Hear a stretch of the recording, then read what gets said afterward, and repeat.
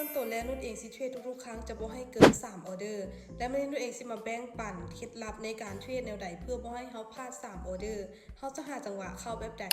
ตลาดในอดีตนี้โอ้โหเทรนขาขึ้นงามเลยแต่ว่าเขาเข้ามาโซนนี้เจอโซนที่ตลาดค่อนข้างว่าจะพักโต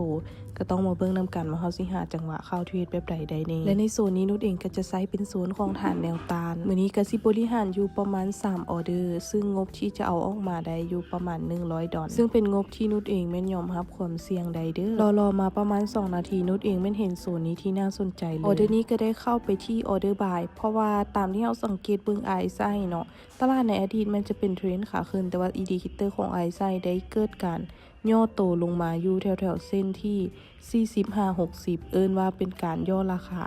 ย่อในที่นี้อาจจะย่อเพื่อปรับโตเป็นเทรนขาขึ้นต่อเลยก็ได้หรืออาจจะย่อเพื่อเป็นไซด์เวย์ก่อนและแน่นอนในออเดอร์นี้ก็เป็นไปตามที่เฮาวิเคราะห์แต่ตามที่เบื้องการแล่นของแท่งเทียนนุชเองมองว่าตลาดโซนเนี่ยค่อนข้างจะสวิงนะแอบจะเทรดยากอยู่น้อยนึงเด้อและในออเดอร์นี้ก็สิไปกำไรเลยจะไปที่ออเดอร์บายขึ้นไปเพราะว่า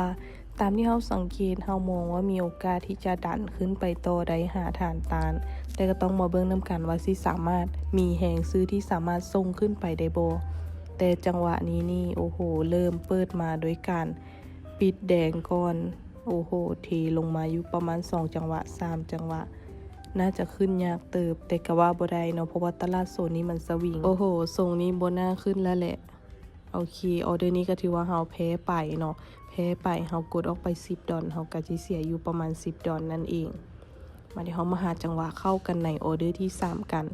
ซึ่งส่วนหลายเนาะเวลาที่นุชเองเข้าเทรดมันจะเทรดอยู่ประมาณ3ออเดอร์บ่ว่าจะได้หรือจะเสียหรือได้เสียก็จะจบอยู่ที่3ออเดอร์ต่อรอบหั่นเลยมีกำไรหรือค่าทุนก็จะพักอยู่นั่นเลยนั่นคือกฎเกณฑ์ที่เฮาตั้งไว้ก่อนเฮาจะเข้าเทรดซึ่งในออเดอร์นี้ก็ได้ตามขายลงมาเพราะว่าราคามันได้หลุดโซนลงมาเป็นที่เรียบร้อยแล้วหลุดโซนฐานฮับลงมาแล้วเนาะออเดอร์นี้ก็เซลล์ตามเลยอยากจะบอกว่าตลาดโซนเนี่ยมันยึกยักแหงแบบมันลิ้นกับอารมณ์แหงเด้อไผที่เทรดในโมงนี้ก็ต้องระมัดระวังโอเควินไปงามๆเลยอาจจะเก็บไปอยู่10เหรียญนี้เลยสำหรับมื้อนี้